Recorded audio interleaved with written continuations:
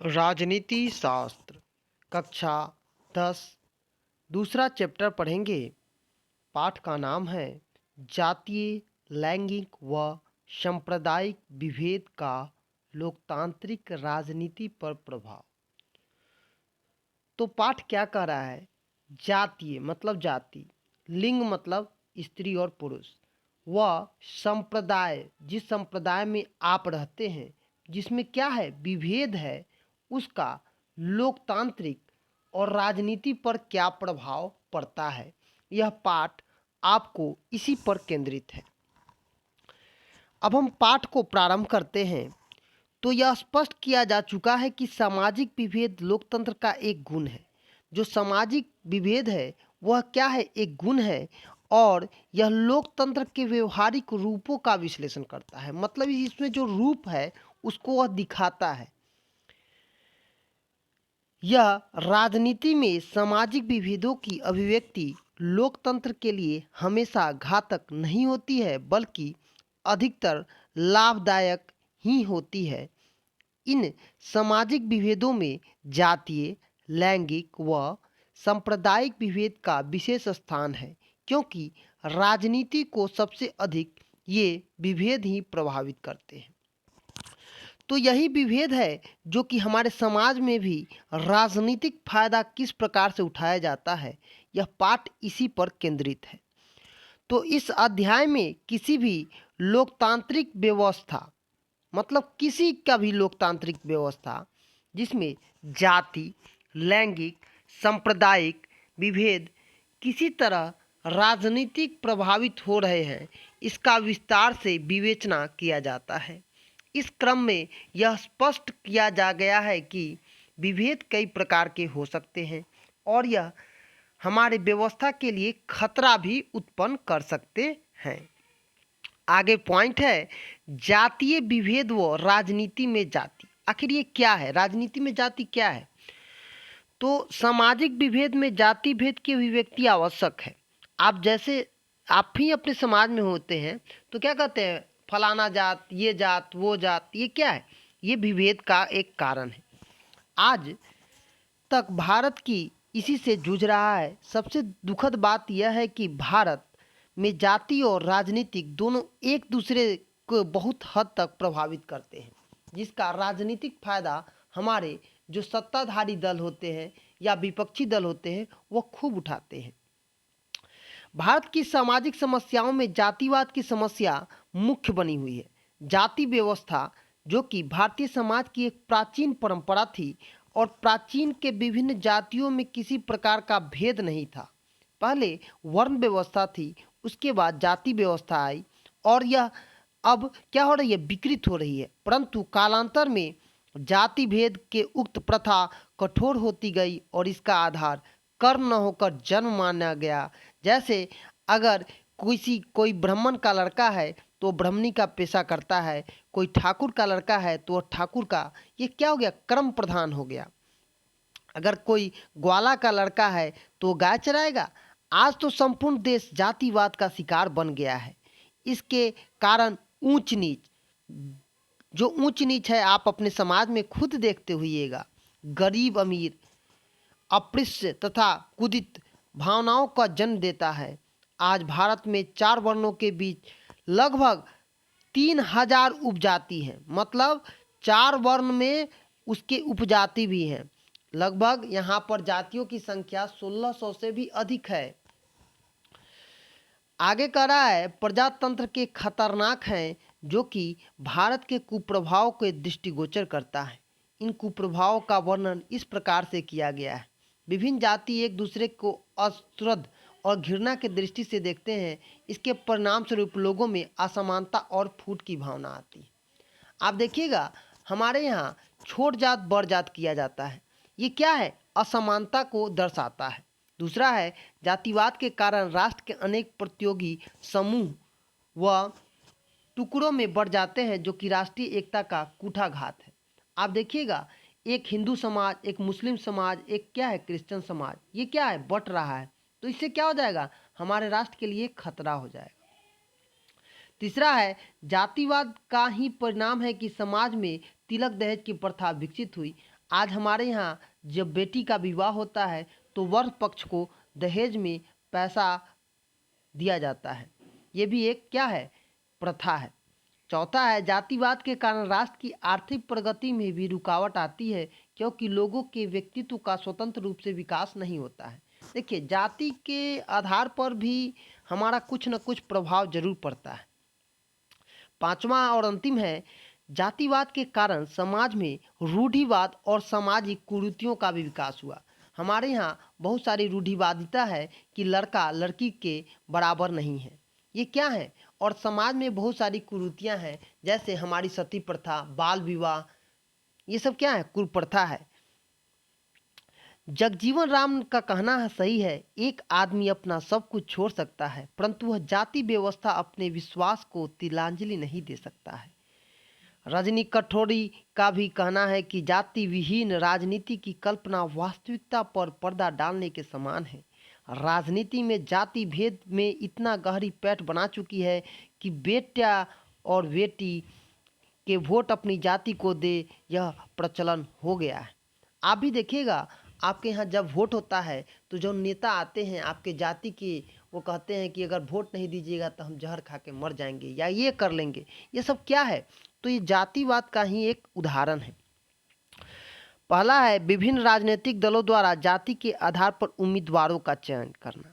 जैसा आप पहले भी हम बता चुके हैं कि जाति के आधार पर ही वहाँ के लोग टिकट देते हैं। तो अधिकांश राजनीतिक दल अपने उम्मीदवार का चयन करते समय उसी जाति के व्यक्तियों का उम्मीदवार बनाते हैं जिस जाति का जीतना सुनिश्चित होता है। दूसरा है, सरकार में विभिन्न जातियों के प्रतिनिधित्व। भारत में चाहे केंद्र सरकार हो, राज्य सरकार हो, उनकी मंत्री हो, सभी जाति के क्या करते हैं, जाति के प्रतिनिधि तो देने की परंपरा में स्थापित करते हैं और उनके मंत्री भी इस पर विशेष ध्यान रखते हैं। तीसरा है, जातीय भावनाओं को उकसाने में राजनीतिक दलों का सक्रिय भागीदारी। जैसा कि आप जानते हैं, जब दो आदमी लड़ता है तो तीसरा पक्ष उसका फायदा उठाता है, वही तीसरा पक्ष राजनीतिक दल है। कई राजनीतिक दल कुछ जातियों के समर्थन पर निर्भर करते हैं। ऐसे दल जातीय विशेष के हितों का संवर्धन कर अपना क्या करते हैं, रोटी सेकते हैं। चौथा है, कमजोर जाति के लोगों की राजनीति में बढ़ती अरुचि या अभिरुचि। तो ये अभिरुचि क्या होता है, तो ये समझिए, जातीय विभेद और राजनीति के संबंध स्थापित करने में कमजोर जाति के लोगों की भूमिका महत्वपूर्ण रही है। अब उन्हें यह बात की समझ आ गई है कि वोट रूपी हथियार का उपयोग करके ही वे सब बन सकते हैं, मतलब वो ताकतवर हो सकते हैं। राजनीतिक दलों में भी इसका भरपूर लाभ उठाया, इसलिए आज आप देखिएगा क्षेत्र विशेष दलों की भी संख्या बढ़ रही है। आगे है, निर्वाचन में जाति का प्रभाव कम होना। तो राजनीति में जाति के बढ़ते प्रभाव से यह निष्कर्ष निकाल लेना सही नहीं है कि किसी भी विशेष जाति बहुल ऐसी अवस्थाओं में कोई उम्मीदवार को अपने जातिगत विशेष वोट बैंक पर नजर रखने पर ही मुंह की खानी पड़ती है। जैसा कि आप जानते हैं, राजनीतिक में किसी भी पार्टी को जीतने के लिए उसी जाति का नहीं, वहाँ के हर एक लोगों का वोट चाहिए, इसलिए वह जाति का तो काम करता ही है, साथ में स्पष्ट कहा गया है कि जाति विभेद में राजनीति की एकमात्र महत्वपूर्ण भूमिका नहीं निभाती है, बल्कि अन्य कारक भी नज़रअंदाज नहीं किए जा सकते हैं। जैसे जाति विशेष में कोई विभेद उभर कर सामने आता है, जैसे आप लोग देखते होइएगा, गरीब अमीर, ये क्या है, शोषित अशोषित। अतः यह आवश्यक नहीं है कि एक जाति के लोग हमेशा एक ही राजनीतिक दल के संबंध रखें। इसके अतिरिक्त विभेद भी अलग अलग राजनीतिक दलों के निकट ला सकते हैं। आगे है, जाति के अंदर भी राजनीति की पैठ। जैसा कि आप जानते हैं कि आधुनिक युग में इस क्षेत्र में कुछ नई प्रवृत्ति भी उभर कर सामने आई है। कभी पिछड़े ही कई समूहों में बिखर कर अपनी पहचान बनाने में जुटते नजर आते हैं। आज भी देखिएगा, बहुत सारे समाज जो कि आज बढ़ रहे हैं, जैसे मलाह समाज, जैसे आप कह सकते हैं ब्राह्मण समाज, ये सब क्या है, समाज एक अपने मतलब अपने धर्म के बारे में प्रचार करने के लिए या कोई भी धर्म या कोई भी विशेष पार्टी के लिए अपना काम करते हैं। अतः स्पष्ट है कि जाति विभेद भी राजनीति का प्रभाव कर रहा है। अतः यह कहा जा सकता है कि भारत राजनीतियों में जाति महत्वपूर्ण भूमिका निभा रही है। यह बात सही है कि हमारे यहाँ जाति और राजनीति दोनों एक ही हैं। इसकी भूमिका सकारात्मक और नकारात्मक दोनों हो सकती है। भूमिका का सकारात्मक पक्ष यह है कि उसमें संबंधों की सत्ता में भागीदारी बढ़े। जब जब उनमें मतदाताओं के विभाजन करने और राजनीति में अपना उल्लू सीधा करने ते हैं, तब अंग्रेजों की तरह फूट डालो और शासन करो की नीति अपनाकर इसे चरितार्थ करते नजर आते हैं। अतः राजनीति में जाति विभेद की भूमिका समय, परिस्थिति और परिवेश के संबंध में देखा जाता है, जो कि हमारे समाज में भी ही नहीं, सब जगह इसे देखने को मिलता है। तो ये क्या है, आज भी हम देखते हैं, जब आप लड़िएगा तो आपके बगल वाला उसका क्या करता है, मजा लेता है। इसलिए हमें अपनी फूट डालो और राज करो की नीति जो वो अंग्रेज छोड़कर चले गए, आज भी हम लोग उसको मानते हैं। आगे है लैंगिक विभेद और राजनीतिक। आखिर लैंगिक विभेद क्या होता है? तो स्त्री और पुरुष में जो विभेद होता है उसे लैंगिक विभेद के रूप में यहाँ पर प्रदर्शित किया गया है। तो लैंगिक विभेद किसे कहते हैं? लिंग के आधार पर समाज दो वर्गों में बटा है, महिला और पुरुष। इनमें इनमें जो सबसे अधिक है वह देखने की बात है कि पुरुष तथा नारी दोनों ही समान रूप से उन्नति आवश्यक है। अगर दोनों की उन्नति होगी तो विकास पथ पर आगे बढ़ेगा, लेकिन समाज निर्माण की सफलता निर्भर करने में संपूर्ण समाज का 48.50% स्त्रियों का ही है। जैसा आप समझते हैं वैसा पहले नहीं था। प्राचीन काल में समाज में नारियों का जो अस्तित्व था वह बहुत ऊंचा माना जाता था। उन्हें गृह लक्ष्मी के नाम से भी पुकारा जाता था, और आज भी आप अपने माता पिता को सुनते हुएगा ये स्वामी या गृह लक्ष्मी कहते हुए। ये क्या है? लेकिन धीरे धीरे स्थिति खराब होती गई। यह निर्वित सत्य है कि महिला सदी से भेदभाव का शिकार और शोषण का शिकार रही है। जैसा कि हम जानते भी हैं, महिलाओं के प्रति हमारा जो सोच है, जो आज भी विकृत सोच है, क्योंकि महिला पुरुष दोनों समान होते हैं। एक बच्चा सरकारी में पढ़ता है तो लड़की क्या होती है, प्राइवेट में पढ़ती है? नहीं, ऐसा नहीं होता है, क्योंकि यह लैंगिक विभेदन का सबसे बड़ा कारण बनता है। श्रम का लैंगिक विभाजन ऐसा किया गया कि महिलाओं के घर के अंदर ही सारे काम पूरा करना होता है। जैसे आप भी अपने घर में देखते होइएगा, माँ खाना बनाती है, बहन सफाई करती है, कपड़े धोती है, और माँ बच्चे का भी पालन पोषण करती है। दूसरी ओर पुरुष जो होते हैं वो क्या करते हैं? तो वो काम करते नहीं हैं, और वह बाहर से काम कर कर आते हैं। इसीलिए स्वामी विवेकानंद ने कहा था कि नारी की स्थिति में सुधार लाए बिना समाज कल्याण की बात सोची नहीं जा सकती है। जैसा एक पंख से उड़ना भरना, यही कारण है कि आज विश्व के सभी देश में, चाहे विकसित हो या अविकसित हो, महिलाएं सशक्तिकरण की चुनौतियों का सामना कर रही है। जैसा कि आप जानते हैं, हमारे विवाह संपन्न होता है और हम क्या करते हैं, एक दूसरे जगह जाते हैं, लेकिन वहाँ पर भी जो विभेद होता है उसको यहाँ पर बड़ी अच्छे ढंग से प्रस्तुत किया गया है। देखिए, चुनौती होगी लेकिन विभेद नहीं करना चाहिए। जितना लड़का पढ़े उतना लड़की भी पढ़े, उसका भी विकास हो। यही क्या होगा, तब ये अर्थव्यवस्था अच्छी बनेगी और समाज का विकास होगा। महिलाओं को बहुत दिनों तक वंचित रखा गया। जैसे इसका उदाहरण ब्रिटेन, जो कि 1928 में सार्वजनिक व्यक्ति मताधिकार की मान्यता मिली, परंतु बहुत वर्षों तक यहाँ के महिलाओं को मताधिकार से वंचित रखा गया। अन्य यूरोपीय देशों में महिला मताधिकार से वंचित रही। यह एक आश्चर्य की बात है। प्रत्यक्ष लोकतंत्र में देश के स्विट्जरलैंड ने 1971 में महिलाओं को अधिकार प्राप्त हुआ। यह विश्व स्तर पर नारी आंदोलन शुरू हुआ। उसी का यह फल है जो आज विश्व के अधिकांश देशों में महिलाएं पुरुषों से कंधा और कंधे मिलाकर चल रही है। हमारी महिलाएं कहां से कहां चली गई। आज भी हमारी उन रूढ़िवादी धारणाओं के चलते यह देश विकृत होता जा रहा है। आज महिलाएं वैज्ञानिक, डॉक्टर, प्रबंधक, बैंक, इंजीनियर, विश्वविद्यालय स्तर पर प्राथमिक स्तरों पर शिक्षक के पद पर आसीन हैं और वह बराबर पुरुषों के समान अपने काम को करती है। तो हमें उनके विकास में उनके जैसे कल्पना चावला, किरण बेदी, प्रतिभा देवी पाटिल, ये लोग क्या हैं? ये लोग आइकन हैं। सुषमा स्वराज, स्वर्गीय सुषमा स्वराज, तो ये लोग आइकन थे। और हमारी कांग्रेस के अध्यक्षता सोनिया गांधी, ये लोग क्या है? महिलाओं के प्रति समर्पण दिखाते हैं और इन्हें राजनीति में भाग लेना चाहिए। प्रयास के फलस्वरूप ही सती प्रथा का उन्मूलन हुआ।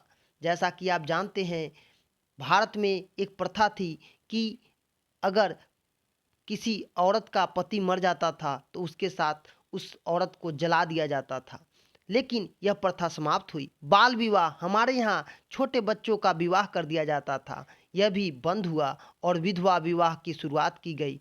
जो विधवा होते थे उनका विवाह नहीं होता था, उन्हें सांस्कृतिक कार्यक्रमों में भाग नहीं लिए दिया जाता था, जो कि भारत के स्वतंत्रता प्राप्ति के पूर्व ही हो गई थी।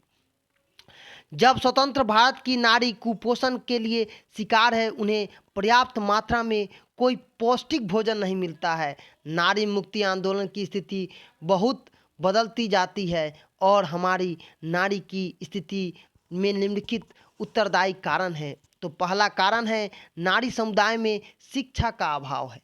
जैसा कि सबसे पहले हमें नारियों को शिक्षित करना चाहिए, क्योंकि 2011 के जनगणना के अनुसार 80.9% पुरुष शिक्षित हैं, वहीं 64.6% महिलाएं साक्षर हैं। तो इन्हें हमें विकास करना चाहिए और उन नारियों को, उन माताओं को, उन बहनों को पढ़ाना चाहिए जो पढ़ना चाहती हैं। दूसरी है पर्दा प्रथा। यह नारियों को बहुत बड़ी असहायता करती है। हमारे यहाँ घोग टांगने की एक परंपरा है, जिसे अब क्या हो रहा है, धीरे धीरे ये खत्म हो रहा है। तीसरा है सती प्रथा और बाल विवाह, उन्हें काफ़ी हानि पहुंचती थी। जैसे आप जानते हैं, सती प्रथा को मैंने बताया है पहले भी। दहेज की प्रथा, ये सबसे बड़ा अभिश्राप है, जो कि समाज में लड़कों के मुकाबले लड़कियों के भार प्रति होती है। देश में बहुत सारे भागों में अंग्रेजी शासन की प्रारंभिक दिनों में लड़कियों के जन्म लेते ही उनकी हत्या करने की प्रथा शुरू हो गई थी, जिसे हम स्त्री भ्रूण या बालक भ्रूण की हत्या के नाम से भी जानते हैं। इस कारण से राजस्थान में जो था वो क्या हुआ, लिंग अनुपात घट गया था। पांचवा है जनसंख्या के दृष्टि से नारी पुरुषों में भेद है, जो कि पुरुषों की तुलना में स्त्रियों से कम है। यहाँ 1901 में भारत में 1000 पुरुषों पर 972 थी, जो कि 2011 में 943 है। केरल और पुडुचेरी को छोड़कर भारत के सभी राज्यों में लगभग यही स्थिति सामान्य के रूप से दिखाई देती है। आगे है उच्च मातृत्व मृत्यु दर, स्त्री भ्रूण हत्या, स्त्री शिशु गर्भपात और पुरुष प्रधान समाज में स्त्री शिशु की अवहेलना करना, लिंग समानता की असमस्याएं बनी रहती है। जैसा कि आप जानते हैं, बेटा होने पर हम खुशी मनाते हैं और बेटी होने पर हम क्या करते हैं, रोते हैं। तो ये हमारी असमानताओं को प्रदर्शित करती है।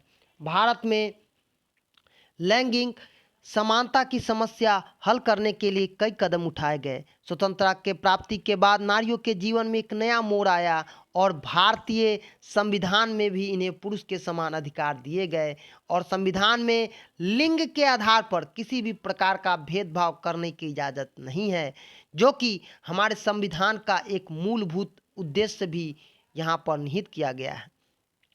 विभिन्न सरकारों द्वारा समय समय पर कानून बनाकर इसमें सुधार किया गया। एक कानून बनाकर लड़कियों में विवाह की आयु को बढ़ाकर अब 18 वर्ष निश्चित कर दी गई। इस प्रकार सरकार एक कानून बनाकर यह व्यवस्था कर दी, जो कि शादी के साथ उसके व्यवहारिक जीवन को भी अच्छा करने में काम करे। सरकार की ओर से लड़कियों की शिक्षा की भरपूर प्रयास की जा रही है। महिलाओं के जागरण के लिए बालिका विद्यालय, महिला शिल्प सदन, मातृ सेवा इत्यादि का संचालन किया जा रहा है। साथ साथ गैर सरकारी संस्थाएं भी महिलाओं के लिए शिल्प कला, शिशु पालन, गृह उद्योग, गृह विज्ञान इत्यादि विशेष रूप से प्रशिक्षित किए गए जा रहे हैं, जो कि पिछले 20 वर्षों में महिलाओं की साक्षरता दर दूनी से भी अधिक हो गई है। उल्लेखनीय है कि भारतीय में जो कि 15वीं और 16वीं लोकसभा के अध्यक्ष के पद पर महिला पदस्थापित थी। महिलाओं के आर्थिक विकास और स्वरोजगार कार्यक्रम की ओर से विशेष ध्यान दिया जाता है और 1953 में केंद्रीय समाज कल्याण बोर्ड का गठन किया गया, जिसमें स्वयंसेवी संगठन द्वारा महिलाओं के कल्याण के कई कदम उठाए गए। आज महिला आयोग बहुत सारे सरकार के प्रयासों के द्वारा उन आयोगों का गठन किया गया है जो महिलाओं के सुधार के लिए काम करे, और हो भी रही है। हमारे समाज में अब महिलाओं को शिक्षा में बहुत अधिकार दिया गया है, यहाँ तक कि राजनीति में भी उन्हें बहुत अधिकार प्राप्त हो चुके हैं। महिलाओं के स्तर पर ऊंचे उठाना, शिशु मृत्यु दर कम करना, महिलाओं की शिक्षा के विस्तार पर भी बल देने की बात की गई है। 1985 में भारत सरकार ने महिलाओं और बच्चों के विकास के लिए मानव संसाधन विकास मंत्रालय के अधीन महिला ब्यूरो की स्थापना की।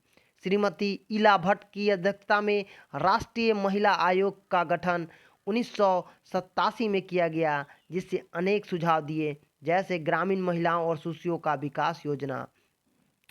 तो यह स्त्री शक्ति की ग्रामीण क्षेत्रों में जागृति के लिए आज हमारे यहाँ एक समूह बनाया जाता है, जो कि बैंक के द्वारा लोन दिया जाता है। इसमें 10 से 15 महिलाएं होती हैं और यह ऋण लेकर अपना काम भी करती हैं। तो महिलाओं के बढ़ने के लिए हमारी सरकार, हमारी जो केंद्र सरकार है, वो बहुत सारी योजनाएं और बहुत सारे चीज़ों को अध्ययन के साथ लाई है। 1990 में राष्ट्रीय महिला आयोग अधिनियम बना, जो कि महिलाओं के पिछड़ेपन की समस्या का पूर्ण रूप से हल नहीं कर सकती है। अंतर्राष्ट्रीय महिला वर्ष 1975 में भारत की महिलाओं को प्रगति के पथ पर बढ़ने के लिए सबल किया गया, और उन सबलताओं के लिए ही उन्हें आज भी हम देखते हैं। यहाँ पर आप एक ग्राफ देखिए, जो कि महिलाओं के शक्ति के केंद्र द्वारा 1975 में पहली बार राष्ट्रीय महिला उत्थान नीति बनाया गया, जिसमें देश के महिलाओं की शिक्षा, रोजगार, स्वास्थ्य, सामाजिक सुरक्षा में सहभागी निश्चित की गई कि महिलाओं को भी उनका अधिकार उन्हें प्राप्त हो सके। दूसरा है महिलाएं हेतु ऐसे वातावरण निर्मित करना जिसमें अनुभव कर सके कि वह स्वयं सामाजिक तथा आर्थिक नीतियों का भी संजय किया जाता है।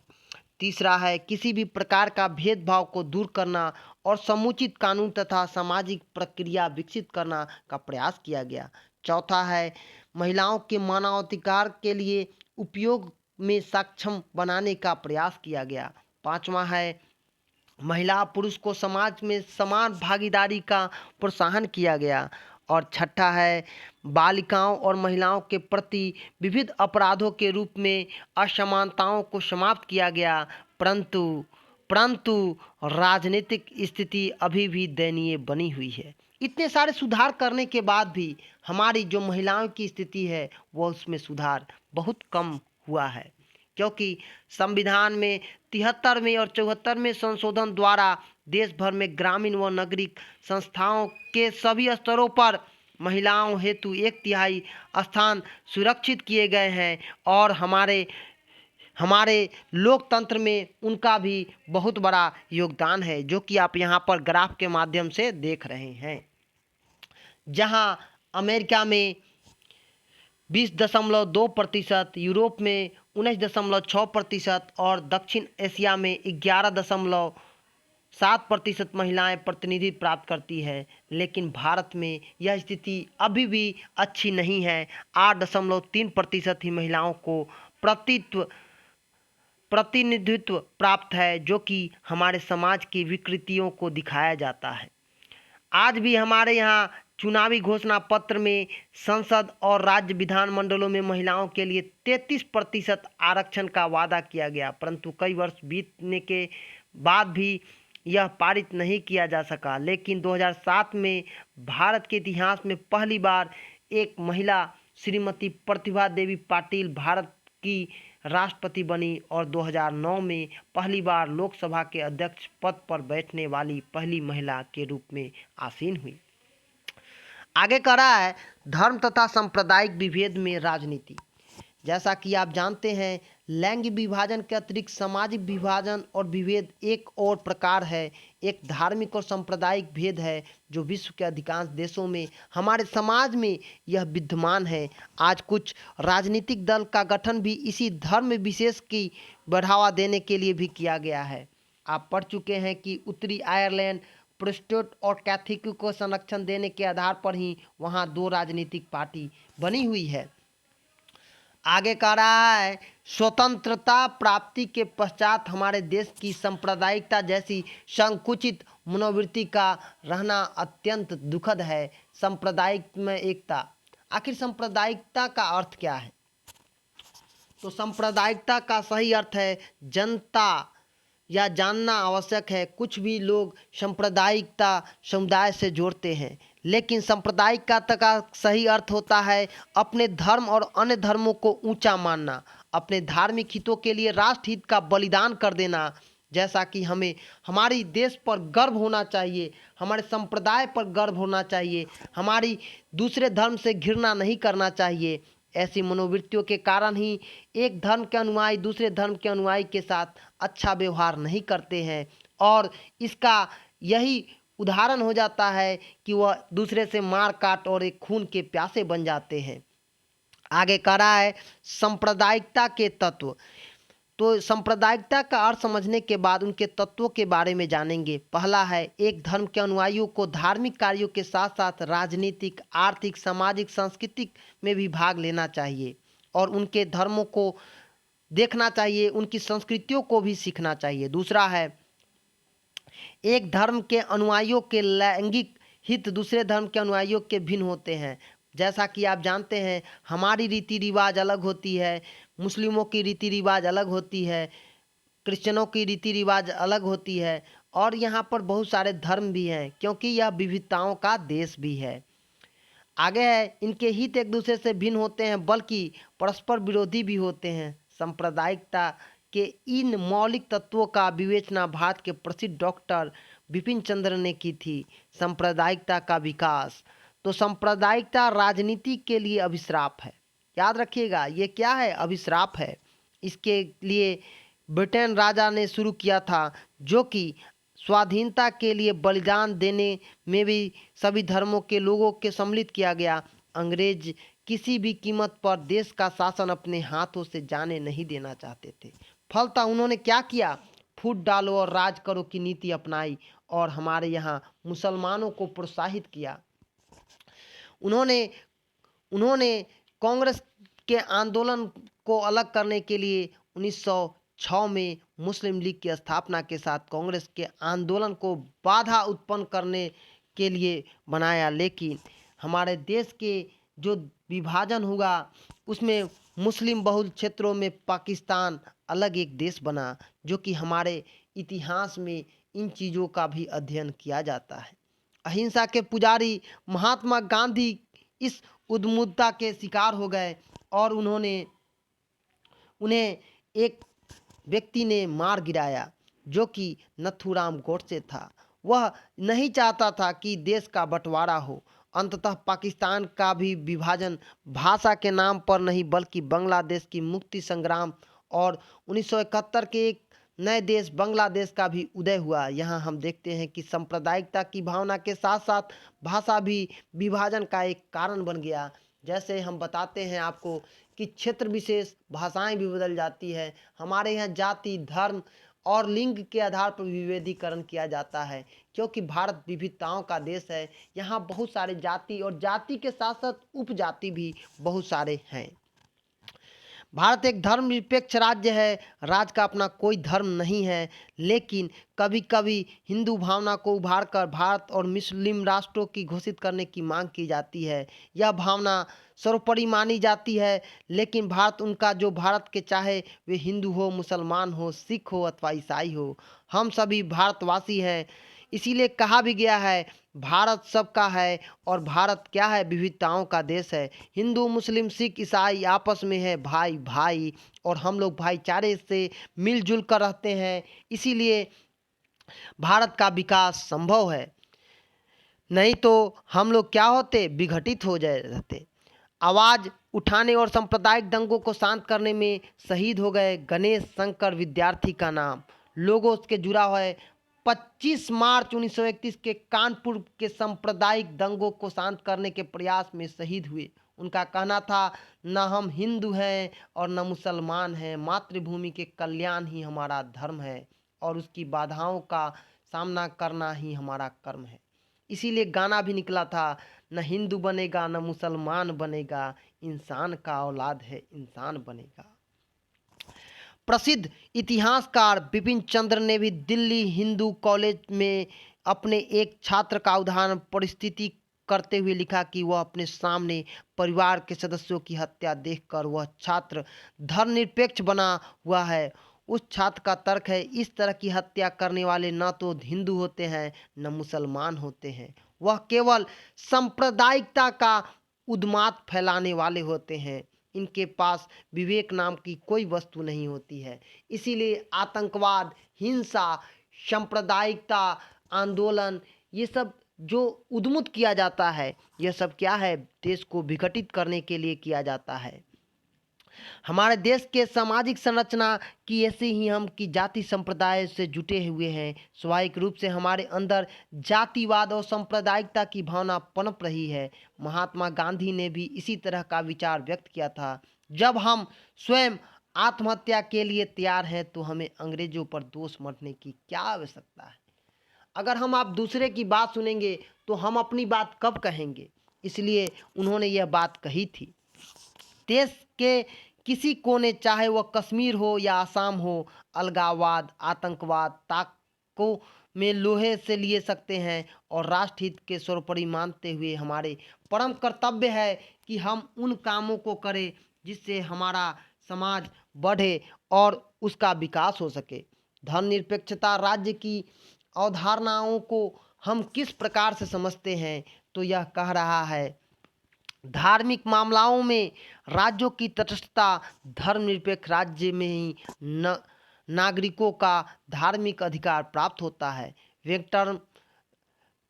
वेंकटरामन ने धर्मनिरपेक्ष राज्य की सही परिभाषा दी। धर्मनिरपेक्ष राज्य न तो धार्मिक होता है न अधार्मिक होता है, लेकिन धार्मिक मतों पर सिद्धांतों में अपने को अलग रखना और उसे प्रत्येक नागरिकों के धार्मिक स्वतंत्रता का अधिकार देना, यह भी नहीं कहा जा सकता है। इसलिए भारत में संविधान के अनुसार भारत एक धर्मनिरपेक्ष राज्य है या देश है, यह कहा गया है। अर्थात राज्य धर्म जाति आदि के आधार पर किसी व्यक्ति अथवा संस्था को किसी भी प्रकार की सहायता प्रदान नहीं करेगा। हाँ, अनुसूचित जनजाति पिछड़े वर्गों के लोगों को कुछ विशेष सुविधाएं अवश्य दी गई हैं, जिसका प्रभाव उद्देश्य उसके जीवन स्तर को ऊपर उठाना है, जैसा कि आरक्षण की व्यवस्था हमारे संविधान में की गई है। किसी भी धर्म के साथ पक्षपात नहीं करना है। नागरिकों को अधिकार है कि वह अपने शिक्षण, अपने संस्थाएं खोलकर धार्मिक शिक्षा प्रदान कर सकती हैं, लेकिन 42वें संशोधन अधिनियम के द्वारा संविधान के प्रस्ताव में भी धर्मनिरपेक्ष शब्द जोड़ दिया गया है और भारत में किसी धर्म को राजकीय धर्म नहीं घोषित किया गया है, क्योंकि भारत विविधताओं का देश है और यहाँ बहुत सारे जाति उपजाति लोग निवास करते हैं। जबकि श्रीलंका में बौद्ध धर्म, पाकिस्तान में इस्लाम धर्म और ब्रिटेन में ईसाई धर्म को राजकीय धर्म का दर्जा दिया गया है। तो आज हम लोग पढ़े हैं जो कि जातीय, लैंगिक व सांप्रदायिक विभेद का लोकतांत्रिक राजनीतिक प्रभाव।